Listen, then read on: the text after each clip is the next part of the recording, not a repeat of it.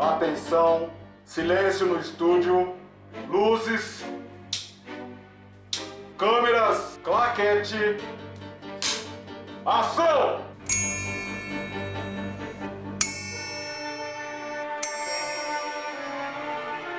A sessão vai começar.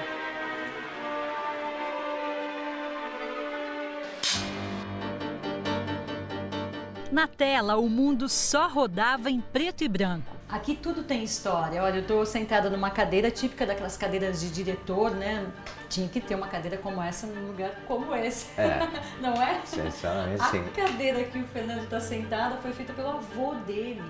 Tem só 110 anos. 110 anos, gente. Mais de um século. Olha que incrível, incrível. E o filme que vocês viram aí, a Rainha Elizabeth visitou Campinas em 1968. E o detalhe, quem que filmou a Rainha Elizabeth aqui em Campinas? Foi meu pai que foi o precursor de toda essa loucura que é o cinema. Olha que incrível. E você tem a câmera aí que essa que era o pai a câmera, dele gravou. a câmera que ele fazia todos os registros cinematográficos, né? Tanto sociais, institucionais. Essa câmera foi a que ele começou, ele deixava ela sempre no carro com o filme. Então qualquer coisa que ele achava interessante, ele pegava e fazia um takezinho, gravava um rolo e depois ele revelava e se tinha interesse guardava, se não, mas ele guardava tudo. Eu diria que essa câmera aí então seria como o nosso celular hoje, né? Exatamente. Hoje você vê alguma coisa já está gravando, colocando nas redes sociais, né? Ela tinha todo o processo, revelar, tinha um tempo até você sentar no sofá e assistir. Exato. Demandava um tempo legal, né? Um bom tempo. Isso quando você não errava nas aberturas de lente, aí você perdia todas as imagens. São muitos os registros de fatos passados. Ele chegou inclusive a filmar o incêndio do edifício Andraus, em São Paulo. Visitas de presidentes da República, comerciais para televisão. Tem a construção também de parte do estádio Moisés Lucarelli, né? Em 1952 ele filmou uma parte da construção dessa fachada. E conta um pouco de onde veio essa paixão do teu pai pela sétima arte.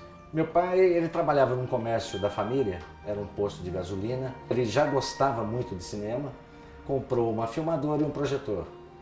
Aí ele começou a filmar o cotidiano do posto, a família. Nós temos filmes desde 1948 de toda a família. Ele projetava esses filmes no restaurante do posto, para os clientes, funcionários e mesmo para a família. Como que era a receptividade de quem se via na tela, né? Porque imagina num posto de combustíveis, você é o dono do posto, começa a gravar as pessoas, hoje tão comum pra gente com o celular. E naquela época ele registrando e depois mostrando para as pessoas. Ele falava como que era isso? Você tem essa memória? A gente se via e não conseguia entender. E as pessoas que assistiam também não acreditavam. Que como é que podia uma coisinha ali cheia de fotografias, que eram os fotogramas, como é que eu tô lá andando? Assim, o pai do Fernando seguiu a vida realizando sonhos, sempre com um olhar romântico sobre as telonas. Ele mesmo teve algumas salas de cinema em Campinas na década de 60. Com cortina de veludo vermelha, com gongo. Esse gongo pertenceu ao Cine Rink de Campinas, que houve aquela tragédia que desabou o teto numa matinê, matando 53 pessoas. Nossa. A primeira sala de cinema grande, ele pôs toda a família para trabalhar. E naquela época acontecia cada coisa. Você tinha que montar o rolo 1 num projetor e o rolo 2 no outro.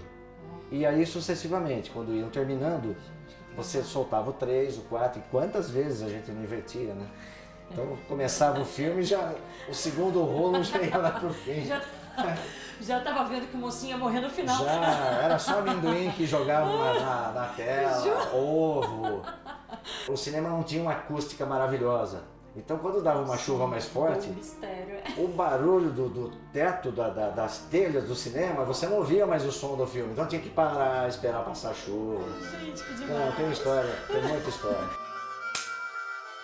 É incrível, a gente está rodeado de raridades e aí são réplicas fiéis aos equipamentos usados lá no passado, né, Fernando? Bem passado.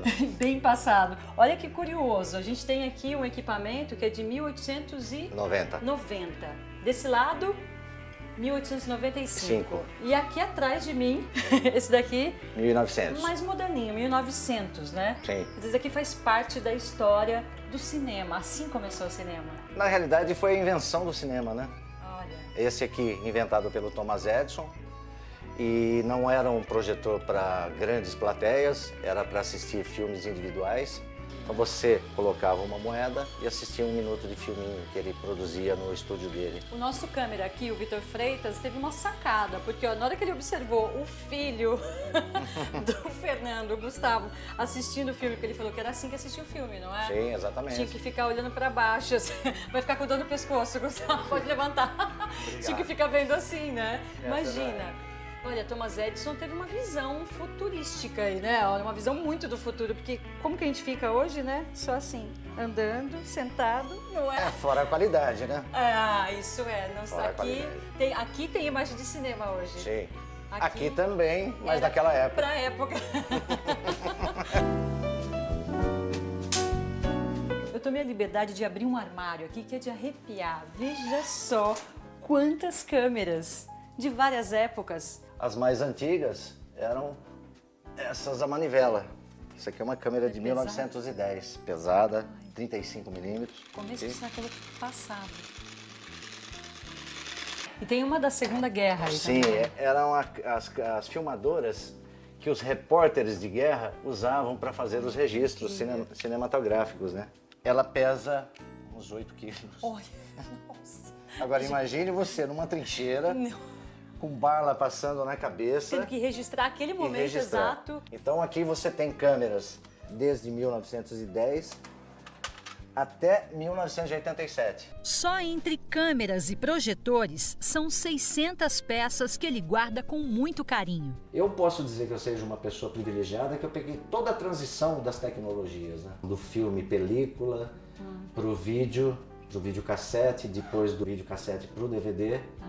E do DVD para a mídia digital. Sim. E vamos saber até onde vai parar isso aí. Né? Convenhamos, esse estilo de imagem aí, olha, ficou para trás, porque agora tá sim, muito melhor, não é? E sobre o sistema analógico, que existe há quase 70 anos no Brasil, e no caso aqui da IPTV, começou pela região de Campinas, em 1979. E ele também está dizendo adeus, porque o que vale cada vez mais é a qualidade de imagem. Olha que coisa mais linda, né? Porque vamos pensar, né? Preto e branco só mesmo na minha roupa. Assim como as telonas, a TV acompanha a tecnologia. Tanto que hoje em dia a gente diz que tem em casa uma imagem de cinema. O sinal analógico vai ser desligado por determinação do governo. No nosso caso, como IPTV, nós temos 3 datas diferentes, então as emissoras de Campinas e Ribeirão desligam, a previsão é desligar em setembro desse ano, 2017. A emissora de São Carlos em 2018 e Varginha só em 2023. Para receber o sinal digital, ela tem que ter um sistema de recepção adequado, ou seja, uma antena de UHF. Se for uma televisão mais nova, ela já tem um receptor embutido. Caso ela não tenha, ele precisa comprar um conversor para poder ligar essa antena e aí conectar o conversor na TV antiga dela. A grande vantagem de ir para o sinal digital é um ganho imenso de qualidade de imagem e som.